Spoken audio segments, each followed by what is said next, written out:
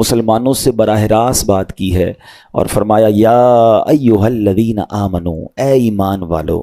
وہ ہم نے انشاءاللہ سیریز کو لے کے چلنا ہے اور ہم نے اس بیان کا یا اس ٹاپک کا نام رکھا ہے قرآن کی باتیں.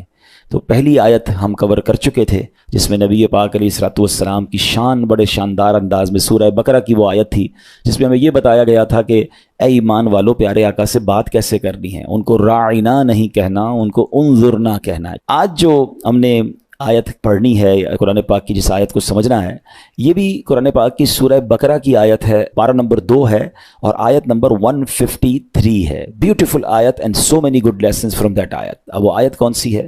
بسم اللہ الرحمن الرحیم. یا ایھا الذین آمنوا استعینوا بالصبر والصلاۃ ان اللہ مع الصابرین. ترجمہ اس کا کیا ہے؟ اے ایمان والو، صبر اور نماز سے مدد مانگو، بے شک اللہ صابروں کے ساتھ ہے. اب یہاں بہت خوبصورت باتیں ہمیں سیکھنی ہیں کہ صبر اور نماز سے مدد مانگو. قرآن ہمیں راستہ بتا رہا ہے کہ آپ کو ہیلپ چاہیے تو صبر اور نماز کے ذریعے آپ نے ہیلپ لینی ہے. اب اس کا مطلب یہ ہوا کہ عبادات کی ادائیگی، گناہوں سے رکنے اور نفسانی خواہشات پورا نہ کرنے پر صبر کیا جائے. اور نماز چونکہ تمام عبادات کی اصل ہے، اہل ایمان کی معراج ہے، اللہ اور بندے کے درمیان ایک بیوٹیفل کانٹیکٹ ہے، تو اس لیے اس سے بھی مدد طلب کرنے کا حکم دیا گیا ہے. یہ بھی یاد رہے کہ بدن پر باطنی اعمال میں سب سے سخت صبر ہے اور ظاہری اعمال میں سب سے مشکل نماز ہے. یہ بڑی اہم بات ہے. کچھ اعمال وہ ہیں جن کا تعلق دل سے ہوتا ہے، انسائٹ ہوتا ہے. انسائٹ اعمال میں سب سے مشکل کام کیا ہے؟ صبر کرنا.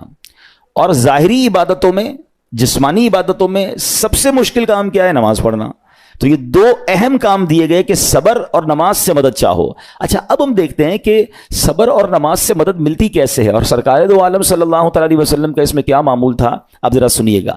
اب نبی پاک علیہ الصلوۃ والسلام کا یہی معمول تھا. حضرت حذیفہ رضی اللہ تعالیٰ عنہ فرماتے ہیں نبی کریم علیہ الصلوۃ والسلام کو جب کوئی سخت مہم پیش آتی تو آپ علیہ الصلوۃ والسلام نماز میں مشغول ہو جاتے. جب میں خود اس آیت کی کچھ دنوں پہلے تیاری کر رہا تھا تو بڑا ایک نیا کہتے ہیں نا نیا باب آنکھوں کے سامنے کھلا کہ یقیناً جب ہم پرابلم میں آتے ہیں ہم دعا بھی کرتے ہیں، ہم لوگوں سے بھی کہتے ہیں، مگر کیا ڈائریکٹلی ہم نماز کی طرف جاتے ہیں؟ حالانکہ قرآن نے ہمیں پرابلمز کا سولوشن کیا دیا ہے کہ صبر اور نماز سے مدد چاہو. اب آگے چلیں. حضرت عمر فاروق کا بھی یہی عمل تھا کہ کوئی مشکل درپیش آتی تو آپ رضی اللہ تعالیٰ کو اگر کبھی اسلامی فوجوں کے آنے میں تاخیر پتہ چلتی، یعنی آپ چونکہ جنگوں کے لیے فوجوں کو روانہ کرتے تھے، بہت شاندار اسٹریٹجک پلانر تھے، تو اب فوج گئی اور ایکسپیکٹیشن یہ تھی کہ فلاں ٹائم کو واپس آ جائے گی. اس زمانے میں ٹیلی فون تو تھا نہیں، انٹرنیٹ تو تھا نہیں کہ لوکیشن شیئر ہو جائے گی یا کال آ جائے گی کہ سر ہم یہاں رکے ہوئے ہیں.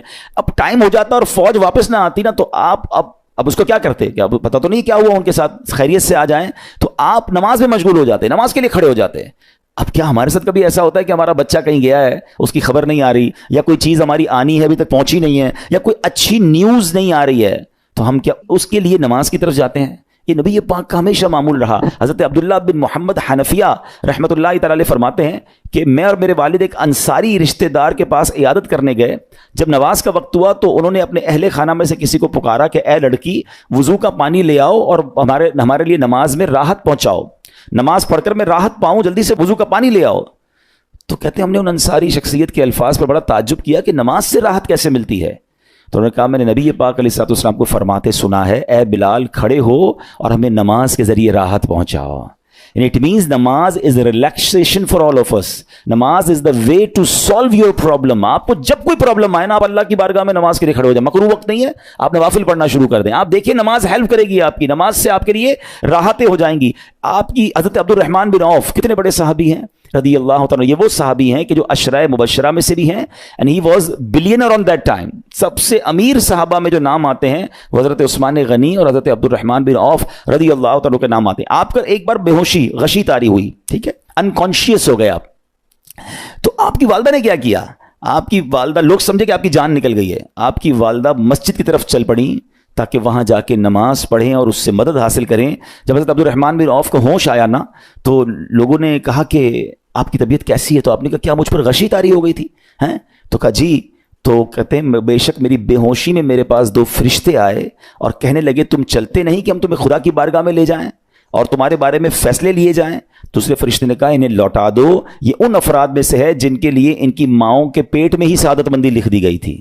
اور ان قریب اللہ تعالیٰ ان کے ذریعے ان کی اولاد کو جب تک چاہے گا نفع دے گا. اس کے بعد آپ رضی اللہ تعالیٰ عنہ 1 مہینہ مزید زندہ رہے, اس کے بعد انتقال ہوا. تو پتہ چلا کہ آپ کی والدہ نے نماز پڑھی, اللہ سے مدد مانگی, اور آپ کو اللہ نے ایک نئی زندگی عطا فرمائی. تو آپ اپنی زندگی میں اس پریکٹس کو آج اس آیت سے دیکھیں. ہم نے کرنا کیا ہے, ہم جب بیان میں آئیں تو صرف بیان نہیں سننا ہے, ہم نے اللہ نے مجھے کہا کیا ہے, ہم اس ٹاپک کو لے کے اسی لیے چل رہے ہیں نا کہ میرے رب نے ڈائریکٹلی مجھ سے کیا بات کی ہے. تو آج اس آیت میں یہ لیسن مل رہا ہے کہ جب کسی پرابلم میں ہیں, کلیمٹی میں ہیں, تو اللہ کی طرف جانا ہے اور نماز سے مدد چاہنی ہے. وَاسْتَعِينُوا بِالصَّبْرِ وَالصَّلَاةِ. اچھا اب آپ دیکھیں پیارے آقا کی نماز کی کیسی عادت تھی. بادل گرجتے تھے, آندھی چلتی تھی, کسی بری خبر کی اطلاع آ رہی ہوتی تھی, نبی پاک نماز کی طرف چلے جاتے. اچھا مجھے بتائیں نماز استسقاء کیا ہے؟ بارش نہیں ہو رہی ہے, پیارے آقا نماز پڑھا رہے ہیں.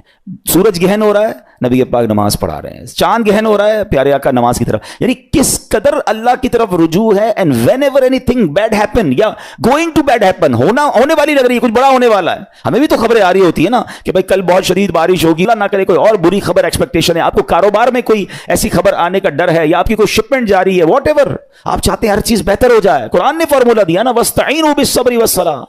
اللہ نے ڈائریکٹلی مجھے اور آپ کو کہا ہے. تو from now on words make your practice کہ میں نے انشاءاللہ نماز سے مدد لینی ہے. اور آپ اپنی آنکھوں سے دیکھیں گے, اور آپ اللہ سے عرض بھی کریں کہ اللہ تو نہیں قرآن میں کہا ہے مدد لے, میں نے کھڑا ہو گیا نماز کے لیے. تو نماز سے آپ نے مدد لینی ہے. اچھا اب اس کے بعد آیت کا جو سیکنڈ پارٹ ہے کہ صبر سے بھی مدد لینی ہے. اور آگے کیا فرمایا, ان اللہ مع الصابرین, اللہ صابروں کے ساتھ ہے. سبحان اللہ. اس کا مطلب یہ ہوا کہ اللہ تعالیٰ اپنے علم و قدرت کے ساتھ ویسے تو ہر کسی کے ساتھ ہے, لیکن یہاں صبر کرنے والوں کا خاص ذکر اس لیے ہوا تاکہ انہیں معلوم ہو جائے کہ اللہ تعالیٰ ان کی مشکلات کو دور فرما دے گا. مگر کرنا کیا ہے, صبر کرنا ہے. اچھا اب صبر کے بارے میں 2 باتیں بڑی اہم ہیں کہ صبر نارملی ہم جب بھی صبر کے بارے میں سنتے ہیں تو صبر ہم کہتے ہیں یار تکلیف آئی ہے صبر کرو, یقیناً یہ بھی صبر ہے, مگر صبر کی ایک اور قسم بھی ہے جو اس سے بھی سپیریئر ہے, جو اس سے بھی افضل ہے. اور وہ کیا ہے, گناہ کے لیے دل چاہے, حرام کے لیے دل چاہے, نفسانی خواہشات برا کام کروانا چاہ رہی ہیں اور بندہ اس پر صبر کرے. یہ صبر جو ہے نا, یہ شریعت کو اور محمود ہے اور بڑا افضل ہے کہ انسان کو جی چاہے کہ فلاں گناہ کرنا ہے مگر وہ اس پر صبر کرے. اور دوسرا صبر وہی ہے جو ہم جانتے ہیں کہ کوئی مصیبت آ جائے, کوئی آفت آ جائے, کوئی ہمارا اللہ نہ کرے کسی سے لڑائی ہو جائے, ہمیں کوئی برا بلا کہے, ہم اسے معاف کر دیں, صبر کریں. یا جسمانی تکلیف ہے, کاروبار میں پرابلم ہے, ہم اللہ کی رضا پر راضی رہیں. تو یہ 2 قسم کے صبر ہیں. اور جب کوئی بندہ صبر کرتا ہے نا تو قرآن و حدیث اور بزرگان دین کے اقوال سے میں اب اس کو اس کے 10 فائدے بتانا چاہتا ہوں. میں کہتا جاؤں گا, آپ اللہ کے ذکر کی نیت سے سبحان اللہ بھی کہتے رہیں, جنت میں درخت بھی لگاتے رہیں. ٹھیک ہے. اللہ تعالیٰ صبر کرنے والوں کے ساتھ ہے. صبر کرنے والے کو اس کے عمل سے اچھا اجر ملے گا, صبر کرنے والے کو بے حساب اجر ملے گا. صبر کرنے والوں کی جزا دیکھ کر قیامت کے لوگ حسرت کریں گے. صبر کرنے والے رب کریم کی طرف سے درود و ہدایت اور رحمت پاتے ہیں. صبر کرنے والے اللہ کو محبوب ہیں. صبر آدھا ایمان ہے. صبر جنت کے خزانوں میں سے ایک خزانہ ہے. صبر کرنے والے کی خطائیں مٹا دی جاتی ہیں اور صبر ہر بھلائی کی کنجی ہے. اب آتے ہیں ان دونوں صبر کو تھوڑا سا ڈیفائن کرتے ہیں. ایک نفسانی خواہشات, گناہ کا جی چاہتا ہے, کیونکہ نفس ہے نا وہ تو ہر وقت موج مستی چاہتا ہے, وہ تو ہر وقت چاہتا ہے جناب بس یہ بھی کام کر لوں وہ بھی کر لوں. اب مجھے یہ دیکھنا ہے کہ میرا یہ کام اللہ کو راضی کرے گا یا رب کو ناراض کر دے گا. لیکن جو نفسانی خواہشات پر صبر کرتا ہے نا, گناہ سے اپنے آپ کو بچاتا ہے, قرآن کیا کہتا ہے, وَأَمَّا مَنْ خَافَ مَقَامَ رَبِّهِ وَنَهَى النَّفْسَ عَنِ الْهَوَىٰ فَإِنَّ الْجَنَّةَ هِيَ الْمَأْوَىٰ. اور رہا وہ جو اپنے رب کے حضور کھڑے ہونے سے ڈرا اور نفس کو خواہش سے روکا تو بے شک جنت ہی اس کا ٹھکانہ ہے. دل چاہ رہا ہے, شیطان کہہ رہا ہے کر لے, کوئی دیکھنے والا نہیں ہے, علاقہ بھی چینج کر لیا, شہر بھی تبدیل ہو گیا, nobody here to watch you, مگر اللہ دیکھ رہا ہے. اچھا نارملی اگر غور کریں ہم گناہ کرتے کیوں ہیں, جتنے بھی گناہ ہیں, what ever the list of گناہ اٹھائیے, کوئی شراب پیتا ہے, کوئی بدکاری کرتا ہے, معاذ اللہ, کوئی جوا کھیلتا ہے, کوئی جناب بے حیائی کرتا ہے, گندی چیزیں دیکھتا ہے یا جھوٹ بولتا ہے, واٹ ایور, ان تمام گناہوں میں تھوڑی سی لذت ہے, ٹیسٹ. ٹھیک ہے, غیبت میں بھی ٹیسٹ ہے, بلکہ کتابوں میں آیا کہ غیبت میں شراب سے بھی زیادہ مزہ ہے, جبھی تو بندہ چھوڑتا نہیں ہے. اچھا لیکن یہ تمام ٹیسٹ میں ایک بڑی اہم بات اب میں کہنے جا رہا ہوں. یہ بزرگ نے بڑی کمال کی 1 لائنر ہمیں دے دیا ہے. وہ کہتے ہیں کبھی بھی لذت کے لیے گناہ مت کرنا, کیونکہ لذت ختم ہو جائے گی, گناہ کا جواب اور پنشمنٹ باقی رہ جائے گی. اب آپ اس فارمولے کو سامنے رکھیں کہ جب بھی ہم گناہ کرتے ہیں فیو منٹس یا فیو آورز کی ایک انجوائمنٹ ہے, آفٹر دیٹ انجوائمنٹ ختم. مگر اس کا جواب باقی ہے, عذاب باقی ہے, اللہ نہ کرے اللہ ناراض ہوا تو پنشمنٹ باقی ہے. تو کیا فرمایا, انجوائمنٹ کے لیے گناہ مت کرنا, انجوائمنٹ ختم ہو جائے گی, عذاب باقی رہ جائے گا. اور اگلا سینٹنس کتنا خوبصورت ہے, فرماتے ہیں کبھی بھی تکلیف کی وجہ سے نیکی مت چھوڑنا, تکلیف ختم ہو جائے گی, اجر باقی رہ جائے گا. اب مثال دیتا ہوں, اس کی 2-3 ایگزامپل سمجھیے. گناہ کی ایگزامپل تو آپ سمجھ گئے کہ کوئی بھی تھوڑی دیر کا گناہ کرتا ہے, لذت پاتا ہے, وہ گناہ ختم, عذاب باقی. اب نیکی میں کیا ہوتا ہے, فجر کے لیے اٹھنا, نیند آ رہی ہے, دل نہیں چاہ رہا, آپ اٹھے, آپ نے وضو کیا, فجر پڑھا, وہ اٹھنے کی تکلیف تو ختم ہو گئی نا, واپس سونا ہے تو سو جائیے, مگر فجر کا اجر اور ثواب باقی رہ گیا ہے. رمضان کے روزے ڈیفیکلٹ ہیں, لیکن افطار کے بعد تکلیف ختم ہو جاتی ہے, ہم کھاتے پیتے ہیں, موج کرتے ہیں, مگر ثواب باقی رہ جاتا ہے. کبھی کبھی آپ کو کوئی مسجد میں بلاتا ہے, یار چلو بھائی بیان ہو رہا ہے, اجتماع ہو رہا ہے, کوئی نیکی کی بات ہو رہی ہے, نہیں یار دل نہیں چاہ رہا, آپ آ گئے, آدھے 1 گھنٹہ بیٹھے, پھر چلے گئے, وہ آپ کا جو ٹینشن تھا یا پریشر تھا وہ ختم ہو گیا, مگر ثواب باقی رہ گیا. تو اب اس فارمولے کو یاد رکھیے گا, جب بھی گناہ آپ کی طرف آئے نا, آپ سوچیں کتنی دیر کا فائدہ ہے. 1 گھنٹہ دوستوں کے ساتھ بیٹھوں گا, بری باتیں کروں گا, 2 گھنٹے فلم دیکھوں گا, 2 ڈھائی 3 گھنٹے, بس اس کے بعد جواب تو باقی ہے نا, قیامت تک اللہ کو جواب دینا پڑے گا. نہیں یار مجھے انجوائمنٹ کے لیے گناہ نہیں کرنا ہے. اور جب کوئی نیکی کا کام آئے اور آپ کو لگے یار دل نہیں چاہ رہا, مزہ نہیں آ رہا, بوریت ہوگی, چھوڑنا یار, تو بندہ سوچے کتنی دیر کی نیکی ہے, آدھے گھنٹے کی, 1 گھنٹے کی, بس 2 گھنٹے کی, اور ثواب باقی رہ جائے گا. Let's do it. اگر یہ بات سمجھ آ گئی نا آپ کو, تو انشاءاللہ دیکھیے گا گناہ سے بچنا اور نیکیاں کرنا آسان ہو جائے گا. تو اب کیا فرمایا قرآن نے کہ جس نے اپنے نفس کو روکا, کیا خوبصورت آیت ہے, وَأَمَّا مَنْ خَافَ مَقَامَ رَبِّهِ وَنَهَى النَّفْسَ عَنِ الْهَوَىٰ, اور رہا وہ جو اپنے رب کے حضور کھڑے ہونے سے ڈرا اور نفس کو خواہش سے روکا, تو بے شک جنت ہی اس کا ٹھکانہ ہے. اور ایک اور جگہ کمال سے فرمایا, وَلِمَنْ خَافَ مَقَامَ رَبِّهِ جَنَّتَانِ, مبارک ان کو جو اللہ سے ڈرتے ہیں نا, صبر کرتے ہیں, گناہ نہیں کرتے, رک جاتے ہیں. قرآن کہتا ہے جو اپنے رب کے حضور کھڑے ہونے سے ڈرے, اس کے لیے 2 جنتیں ہیں, 1 نہیں 2 جنتیں ہیں. سورہ رحمان کی آیت ہے. تو پتا چلا کہ نفس کو روکنا یہ آسان بھی نہیں ہے, ہاں دل بہت چاہتا ہے, مگر یہ صبر جو ہے نا, ان اللہ مع الصابرین کا جو معراج ہے, جو ٹاپ آف دا لسٹ صبر ہے, وہ یہ صبر ہے. اچھا اب آتے ہیں ایک اور صبر کی صورت, کہ اب آپ کو کسی نے غصہ دلا دیا, برا بھلا کہا, یا آپ کے مزاج کے خلاف بات ہو گئی, اب آپ نے روکنا ہے اپنے آپ کو. اب غصے کا اظہار نہیں کرنا, لڑائی نہیں کرنی, گالی کا جواب گالی, اینٹ کا جواب پتھر, انگریزی کا مقولہ ہے نا ٹٹ فور ٹیٹ, جیسے کو تیسا, نہیں, یہ ہماری شریعت ہمیں نہیں سکھاتی. اچھا آج کل کسی کو کہو نا یار آپ کیوں یار لڑائی کر رہے ہیں, بھائی میں جواب نہ دوں تو لوگ سمجھیں گے کمزور آدمی ہوں, مجھے اپنا روب بھی تو رکھنا ہے, میں بھی تو پتہ چلے کون ہوں, اپنا بتاؤں تو صحیح کون ہوں. سچی بات پتہ ہے کیا ہے, جو ٹٹ فور ٹیٹ کرتا ہے, گالی کا جواب گالی سے دیتا ہے نا, وہ واقعی بتا دیتا ہے وہ کون ہے, وہ اپنا تعارف کروا رہا ہوتا ہے کہ یہ بھی ایسا ہے, میں بھی ویسا ہی ہوں. او بھائی. اچھا پھر ایک اور عجیب جملہ بڑا مشہور ہے آج کل, جناب ہم شریف کے ساتھ شریف ہیں, ہم بدماش کے ساتھ بدماش ہیں. مجھے آج تک سمجھ نہیں آئی یہ کون سا بٹن لگا ہوا ہے آپ کے اندر کہ شریف کے ساتھ آپ شریف ہو جاتے ہیں, بدماش آتا تو آپ بھی بدماش ہو جاتے ہیں. جناب والا, شریف آدمی شریف کے ساتھ بھی شریف ہوتا ہے, بدماش کے ساتھ بھی شریف ہوتا ہے. جب بھی تو وہ غلط آدمی اچھا ہوگا نا. نبی پاک علیہ الصلوۃ والسلام نے گالیاں سن کر دعائیں دی ہیں, پتھر برسانے والوں کو بھی دعائیں دی ہیں, مگر ہم تو تیار ہی رہتے ہیں, یار میں بتاؤں گا اس کو میں کون ہوں, 1 گالی دی ہے میں اس کے ساتھ پشتوں کو گالیاں دوں گا. تو پھر آپ بھی ویسے ہی ہو گئے نا جناب. حدیث پاک کیا ہے, ہو از مور اسٹرانگر, ہو از مور پاورفل. اللہ کے حبیب علیہ الصلوۃ والسلام فرماتے ہیں کہ بہادر وہ نہیں, یہ بخاری شریف کی حدیث ہے, بہادر وہ نہیں جو پہلوان اور دوسرے کو پچھاڑ دے, بلکہ بہادر وہ ہے جو غصے کے وقت اپنے آپ کو قابو میں رکھے. اصل بہادری یہ ہے. تو اگر آپ نے واقعی صبر سے مدد لینی ہے, ان اللہ مع الصابرین کا مجدہ لینا ہے, تو بدلے نہیں لینا ہے, معاف کرنا ہے. ذرا مل کر میرے ساتھ شب قدر کی دعا دہرائیے گا, اللہم انک عفو کریم تحب العفو فاعف عنی, اللہم انک عفو کریم تحب العفو فاعف عنی, اللہم انک عفو کریم تحب العفو فاعف عنی. واٹ از دا میننگ, اس دعا کا معنی کیا ہے؟ اللہم انک عفو, اے اللہ تو معاف کرنے والا ہے, تحب العفو, معافی کو پسند کرتا ہے, فاعف عنی, اللہ مجھے بھی معاف کر دے. ہم کیا کہہ رہے ہیں اللہ سے, اللہ مجھے معاف کر دے, میرے سارے اگلے پچھلے گناہ معاف کر دے. مگر دیر از اے کوسچن, آپ نے معاف کر دیا سب کو؟ بندہ کہتا نہیں میں تو انتظار میں بیٹھا ہوں, میں تو موقع کی تلاش میں, بس موقع ملے پھر بتاؤں گا میں کون ہوں. ہاتھ میں آ نہیں رہا بندہ, ٹرائی کر رہا ہوں کسی جگہ آ جائے, بس کوئی اس کے پیسے ویسے آ جائیں, کوئی اس کا معاملہ میرے پاس آ جائے, بس پھر دیکھو کیا کرتا ہوں. بیٹھے اس انتظار میں بیٹھے بہت سارے لوگ, کمال ہے یار.